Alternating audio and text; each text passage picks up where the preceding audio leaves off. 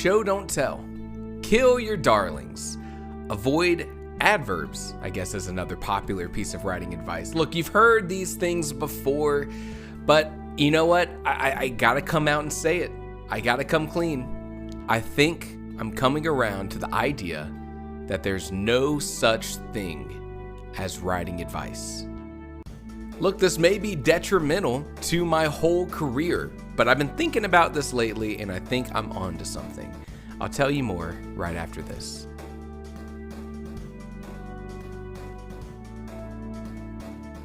Welcome to the Writing Theory Podcast, a podcast for every level of writer. Everything that we discuss here on this podcast is about pushing you to the next level of storytelling. From prose to structure to the business of writing, you can join me every Wednesday for a new episode, a new topic, and a new takeaway that you can apply to your writing right away. I'm Carson Long. Let's get started.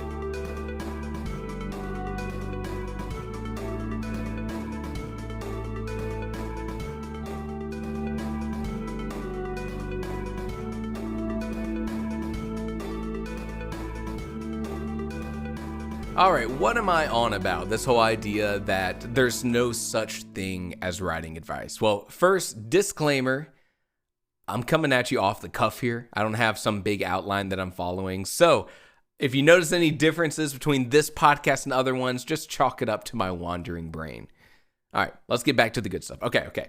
What do I mean by there's no such thing as writing advice? I've been thinking about this lately in the terms of show don't tell, kill your darlings. In fact, so many of the sort of quote unquote writing advice that we're given as writers, I'm realizing they don't mean a damn thing about writing. It's all editing advice. It's all tips on how to make your story better after the fact. Kill your darlings, right? That's not writing advice. That's after you finish your story, you're looking back and you're like, hey, here's this section I really like, but I'm able to analytically look at it, objectively look at it and be like, you know what? This really slows down the pacing. As much as I love this scene, maybe I should cut it out. Maybe I should repurpose it. Maybe I should relocate it. Show don't tell. Same thing. Why can't we just apply that not as like, here's how you need to write, but after you've written, if you realize you have a big old chunk of text that's not doing anything but telling the reader that your character is grumpy and angry, then maybe, yeah, you should edit that piece of writing and make it do a little bit more. Add some subtext, add some imagery, those kinds of things. And so this kind of started me on the mindset that, look, drafting a story, sitting down and writing is all about you discovering that story. That's all it is. And unlike something like maybe a painting, where like you spend a lot of time sort of early on figuring out the composition, and then you start putting paint on the canvas, and then you're doing like some minor little touch-ups, and then you're done. Writing is about getting your first iteration on the story, but then spending that time to completely rework that story to be what the reader needs to experience. A lot of times you hear that the first draft, and this is something I say in some of my videos, the first draft of your story is for you, the author. It's you getting that first iteration of the story on a page, but that's not what you need to share with the readers. There's a lot of work that needs to be done to that first draft before someone else can read through it and feel the same way you do about that story. It's making sure you're presenting information correctly, showing your characters in the right light, creating an engaging structure to your story. Your first draft that you write just for yourself doesn't need to do all that yet. You have so much context in your head, you sort of get what the story's supposed to do. After you finish that first draft, now it's about refining it for other people. And that's when the editing advice comes in. Drafting and editing are two totally different things. Now, all of this advice that we get as writers really is meant to, I think, serve two purposes. The very first purpose is that the more in tune you are with what good writing is, and the more you're able to put that on the page in your first draft, the less editing you might need to do after the fact to bring that story to that level of quality that you want it to be. If you can encompass good editing etiquette into your first draft writing, great, you're saving yourself time, but that doesn't make you a good or bad writer. The end result of the story you put out into the world is a culmination of your drafting skill. So figuring out a story, structuring it correctly, putting it on the page in your first attempt, combined with editing, whether that's you editing your own document, your own manuscript, or working with an editor, or you have some software tool to use, and that's how you edit your story. Look, that final result that eventually makes it into the hands of the reader is so different than your first draft, and it should be. It totally should be, because there's so much more to consider when you're creating a story from someone else than you and your draft, with all the context that you have in your head and from your planning and the motivations of your characters. You need to be able to create distance from yourself in that first draft so that you can edit it and give it to someone who never was this close to the story. They only look at the story with a little bit of distance because they're discovering it for the first time. I think this idea is pretty reminiscent to some other advice that you hear, which is less advice and more of a warning to a lot of writers, where they say your first draft is supposed to suck. Has anyone here ever heard that quote unquote advice? Oh, warning readers, beware. Don't worry, when you write your first draft and you look at it and you hate it, it's supposed to be bad. I think that's kind of a negative way to look at it. I think we can appreciate a first draft of our own story for what it is, which is like your first attempt at just getting all the details down and appreciating the things you did well before we edit it into something else. And also looking at a first draft and saying it sucks, I think is kind of I think we could put a more positive spin on it. It's not going to look like a published book. That's totally fair to say. So with this mindset of a lot of the writing advice that we hear actually being editing advice, I think it allows us to reframe a lot of stuff in a different light. And it all culminates to the fact that when you write, you should just write. Just get your story down. All of those rules that people are telling you, that doesn't matter right now. In this first draft, this proto draft, I like to call it the proto draft, the most important thing is just finishing it. And all of this other advice that surrounds you as a writer, you go to Reddit and people are like, bah, bah, bah, bah, bah, bah. Here's what you should or shouldn't do. You go over to Writing Theory and he's like, bah, bah, bah, bah, bah. Here's what makes a good story. That guy kind of knows what he's talking about. You can listen to him. You go to this other YouTube channel, it's like, here's 6 mistakes you're making with your character, bah, bah, bah, bah, bah, bah, bah. All of that doesn't matter when you're drafting. And it shouldn't. I mean, look, we all get into writing because we like telling a story. You like sitting down and being like, I'm inspired by X, Y, and Z. I've planned out a character, a plot, a setting. I'm passionate about a theme. I want to tell that story. That's why we do it. And anything that complicates that process is probably detrimental to the craft as a whole, especially when we separate out drafting and editing. Because now we can shift, at least on this podcast, we can shift our perspective to what you need to be doing as an editor. Because every writer should be able to edit a little bit. Have you ever heard this other writing advice, which is never edit your own work? I gotta tell you, I think that's pretty bad advice. I think that may go under like the worst advice I've ever heard for a writer. You absolutely should edit your work. It is the number one way you can learn about your own writing process, like objectively looking at your writing. And to not do that sounds insane to me. Should you work with an editor if you want to create the best product that you can? Yeah. Just like you should use all the writing tools that you have available to you to get that story to the best state possible. Should you work with a copy editor? If you can afford it, sure. Should you work with a developmental editor? If you can afford it, go for it. What about a line editor? There's all these different kinds of editors. If you wanted to make the most high quality product that you could, then you need to bring in more knowledgeable people because you have a certain limit to how far you can push a draft. So the idea that like a writer shouldn't edit their own work, insane. Should maybe James Patterson not have to edit his own work? Yeah, you know what? He's made it. He's got the money. He's got the budget. He's got the team where after he writes something, he might never have to look at it ever again. In fact, I remember I took a master class, if anyone's aware of that, like website masterclass. He did a masterclass on writing.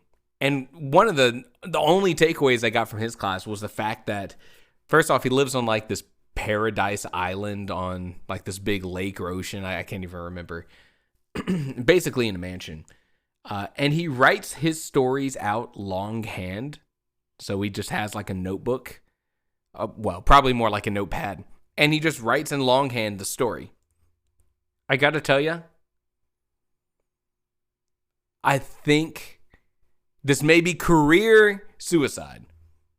I think I'm going to call BS. James Patterson has so many books that go out in the world. I think I'm going to call BS on the fact that he wrote every single one of those books in longhand on notepads. Because even in the masterclass, Patterson's like, I'm writing this story out longhand, and then I give it to like for an intern, probably an actual professional on this team. I shouldn't say intern. That may be disrespectful. And then it's their job to type it all out.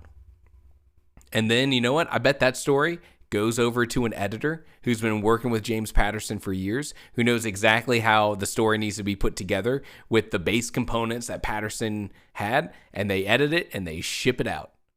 When you have like 75 books under your belt, I don't think you're reading through every single book as the author before it gets shipped out. Like someone like me who's only ever put out one book, where I read that thing like 9 times looking for any possible little mistakes that I made, you know? What were we talking about? That's my thoughts on Patterson.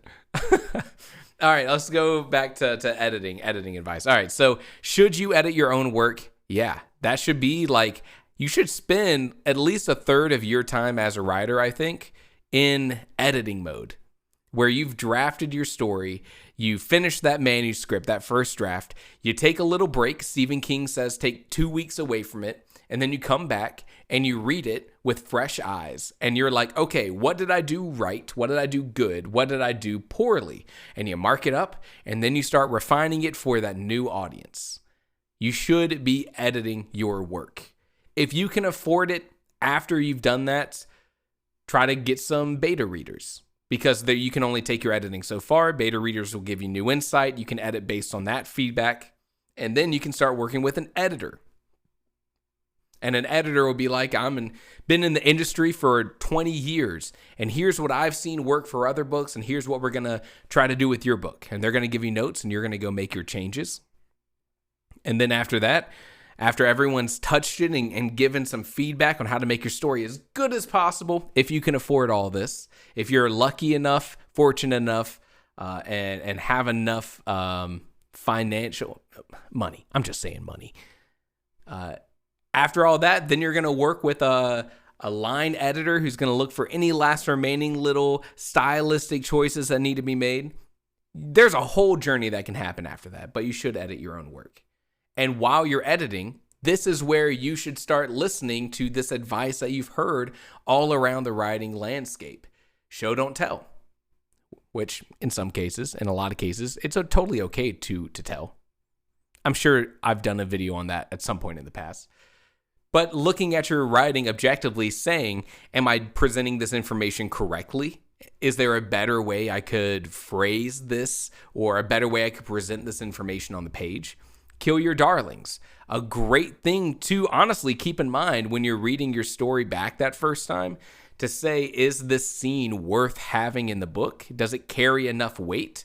Or does this need to be reworked to have more emphasis on X, Y, or Z? That's great editing advice. I love that editing advice.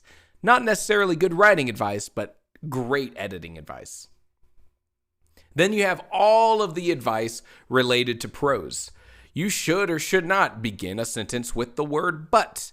You should or should not use the word finally in your prose. You should or should not do yada, yada, yada, yada. All of this is when you're editing, just trying to make your story as clear and efficient, it's maybe the right word, as possible. You know what? And some of that, great editing advice. But also, kind of everything I think comes down to the reading experience. Are you creating the reading experience that you want to create? And that kind of trumps any sort of rules that you might follow. Like if you choose to have a one sentence paragraph, maybe the Elements of Style with the Strunk in White, which is the big grammar book that all the famous authors reference. Maybe it says something in there, hey, don't do that. But you know what? If you want to do it, it's art. Do it. All of this other stuff is like, we want to inform you. And this is coming from someone who wants to teach you prose.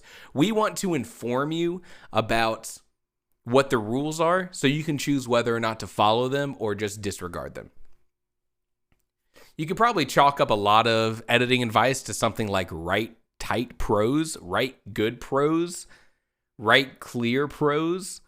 And to me, again, I would just rephrase it and say, make sure you're communicating to the reader in the way that you want.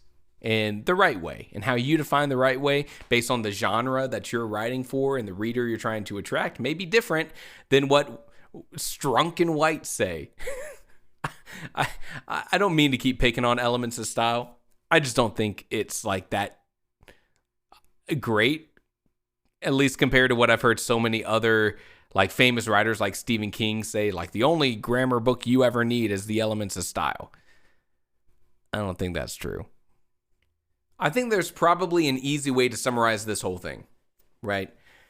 When you are drafting a story, you are in one particular mindset. And that mindset should be about figuring out the world, the plot, the characters, presenting them in a way that feels like it's right for the story based on your own knowledge and understanding of story, which is why you should be studying and reading intentionally and watching writing theory YouTube videos. But like drafting is all about just getting that story down and feeling good about it. And then once you're done drafting, then you switch modes and you start editing.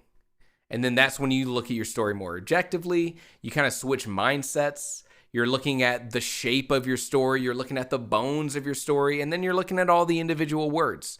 Two different points of the art, of the craft. You have to do both of these, at least if you want to put this book out in the world and meet all the typical grammar conventions that is usually expected of you. Which I think is a great way to just rephrase this and say, let your drafts be drafts. And that's okay. The most important thing early on is just getting your story down, because what's the point in editing if you never get to that state where your manuscript's finished? You can't edit a story that's not there. So like, just draft. Have fun with it. That's the most fun part of writing. Draft your story, create those characters, explore that world, put in a big old twist, explore that theme. And then later on, you can apply all that great editing advice. I would love to know what you think. This is a quick episode today. I've just been thinking about this for the past week or two. Do you agree or disagree? Did I say anything in my rambling here that was exceptionally dumb? Or just like a fantastic point that you'll carry with you for the rest of your life? I hope there's one of those two things in here. Yeah, let me know. Do you agree or disagree? Do you consider writing and editing to be the same sort of skill, or are they separate skills? And if you want to contribute to a larger conversation, feel free to leave a comment below here, or hop on over to our Discord where we chat about each podcast when it comes out. And I love hearing your takes. Whether or not you thought I was smart or dumb, I appreciate it nonetheless. These unscripted podcasts are very different, both in, I assume, the listening experience and just me. So with all that being said, you could have been anywhere listening to anything today, and you chose a Writing Theory podcast, and that means a lot to me. I hope to see you for the next one. I will see you next Wednesday.